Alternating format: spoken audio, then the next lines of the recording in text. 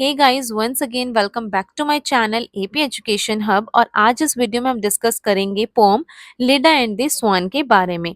So लिडा and the स्वान जो pome है, इसके पोएट हैं डब्ल्यू बी येट्स। इसको डब्ल्यू बी येट्स लिखते हैं 1923 में, और फर्स्ट टाइम ये पोएम पब्लिश होती है 1926 में इनके कलेक्शन लेटर पोम्स में।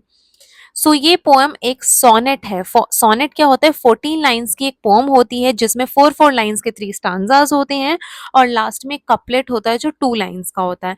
ये पोएम ग्रीक माइथोलॉजी के ऊपर बेस्ड है। यहाँ पर 2 कैरेक्टर्स हमारे पास है, एक लिडा और एक स्वान।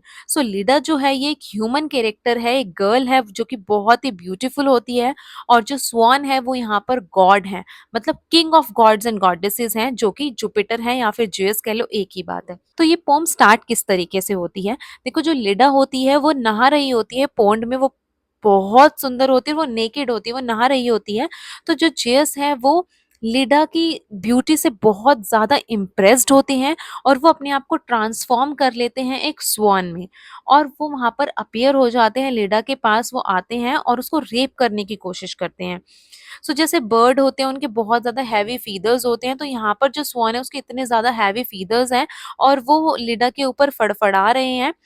लिडा की जो थाइज है उसको वो प्यार से टच करते हैं, उसके नेक को होल्ड करते हैं अपनी बीक में। स्वान की बीक होती है ना, लिडा को वो अपनी बीक में लिडा की नेक को होल्ड कर लेते हैं, और जो लिडा की ब्रेस्ट है उनको अपनी चेस्ट पर इस तरीके से पूरा उसको हक करने की कोशिश करते हैं और टच करते हैं।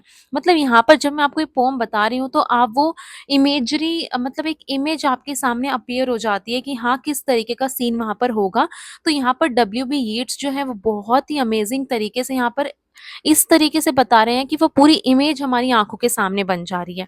जो स्वान है वो उनको इस तरीके से जबरदस्ती एक तरीके से करने की कोशिश करते हैं, और जो लड़की है लिडा, उसके लिए एक्सपीरियंस बहुत ही ज्यादा टेरिबल है। मतलब वो एक्सपेक्ट भी नहीं कर सकती ऐसा कुछ, और वो अपने आप को स्वान से नहीं बचा पाती, क्योंकि देखो जो स्वान है वो किंग ऑफ गॉड्स हैं, तो वो कितने ज्यादा ब्रेव होंगे, और कहाँ वो एक ह्यूमन फिगर, वो अपने आप को कहाँ से ही बचा पाएगी। She was very weak in the front of Jupiter या फिर जियस। उसके सामने वो बहुत कमजोर पड़ जाती है, और मतलब स्टार्टिंग में तो वो अपने आप को बचाने की कोशिश करती है, स्वान को पुश करती है, बट वो नहीं पॉसिबल होता उसके लिए। और कहीं ना कहीं जब जुपिटर उसको सड्यूस करने की कोशिश करते हैं, तो ये जो लड़की होती है लिडा, ये भी इस एक्ट में पैशनेट हो जाती है। और ये हमें किस तरीके से बताते हैं यहाँ पर येट्स, ये बताते हैं कि जो वो लड़की है उसकी थाइज लूज पड़ना स्टार्ट हो जाती है। मतलब जब आप किसी को पुश कर रहे हो, आपकी पूरी बॉडी टाइट है, आप अलाउ नहीं कर रहे हो किसी को, लेकिन जब आप हार जाते हो तो आपकी बॉडी लूज पड़ जाती है, तो उसकी थाइज एकदम से लूज पड़ना स्टार्ट हो जाती है, जिससे हमें पता लगता है कि जो ये सेक्स एक्ट इन दोनों के बीच में परफॉर्म्ड होता है, ये विदाउट रेजिस्टेंस होता है। मतलब वो लड़की भी अब रेजिस्ट नहीं करती है, लिडा भी स्वान को अब पुश नहीं करती है, and she was also enjoying this act. Leda को भी इस एक्ट में भी इंटरेस्ट आने लग जाता है। दोनों को ही एक अल्टीमेट सेटिस्फेक्शन मिलता है। इसके कंक्लूजन में हम ये कह सकते हैं। लेकिन इस एक्ट के बाद जो ये लिडा है, इसकी जो थाइज है, वेस्ट है, ये पूरी मतलब ट्रैम्बलिंग कर रही होती है, एक तरीके से कांप रही होती है, क्योंकि गॉड के साथ she was indulged in this act, in sexual act.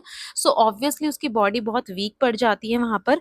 लेकिन अब आता है एक नया ट्विस्ट इस पोम में, और क्या होता है देखो, इन दोनों का जो भी ये सीन था ये हो जाता है, लेकिन इन दोनों के मिलन से एक बहुत ही फेटफुल सिनेरियो क्रिएट होने वाला है।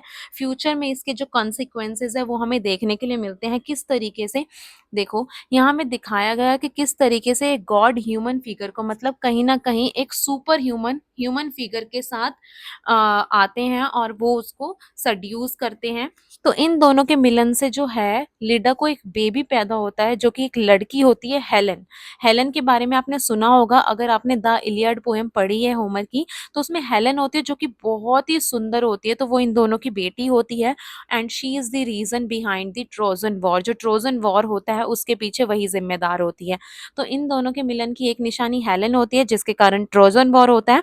और इनकी दूसरी बेटी होती है क्लाइटेमनेस्ट्रा, जो कि एगमेम्नन को मार देती है। एगमेम्नन कौन होता है? जो ट्रोजन वॉर होते हैं इसमें एगमेम्नन आर्मी का कमांडर होता है, और क्लाइटेमनेस्ट्रा जो है ये एगमेम्नन की वाइफ होती है। तो जब एगमेम्नन ये जो ट्रोजन वॉर होता है इससे वापस आता है। इसी की वाइफ मतलब क्लाइटेमनेस्ट्रा जो होती है वो इसको मार देती है। सो लास्ट में आता है कपलेट, मतलब हमें पता लग गया कि इन दोनों के मिलन का कॉन्सिक्वेंसेस क्या हुआ, लेकिन लास्ट में अब ये जो 2 लाइन का कपलेट होता है इसमें poet W B Yeats question करते हैं कि क्या लिडा को नॉलेज भी मिल गई, मतलब लिडा जो है ये एक इस सेक्सुअल एक्ट में इंडल्ज थी जियस के साथ या फिर जुपिटर के साथ, तो ऑब्वियसली उसको फिजिकल पावर तो मिली है तभी वो गॉड के साथ सेक्स कर पाई, अदरवाइज एक ह्यूमन के लिए गॉड की शक्ति, गॉड की पावर को बर्दाश्त करना इज नॉट पॉसिबल।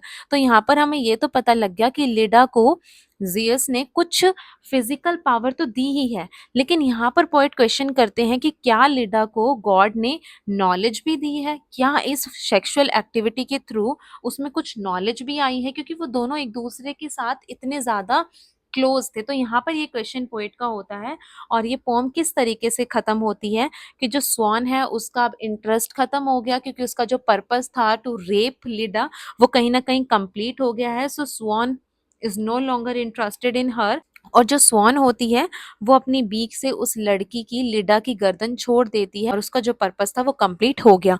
तो इस तरीके से ये पोम पूरी खत्म हो जाती है। अगर आप लोगों को इस पोम की लाइन वाइज समरी चाहिए then do let me know in the comment box, और अगर आपको कोई भी डाउट है then you guys can ask me in the comment box. Also you can contact me in Instagram, Facebook page, WhatsApp and Telegram.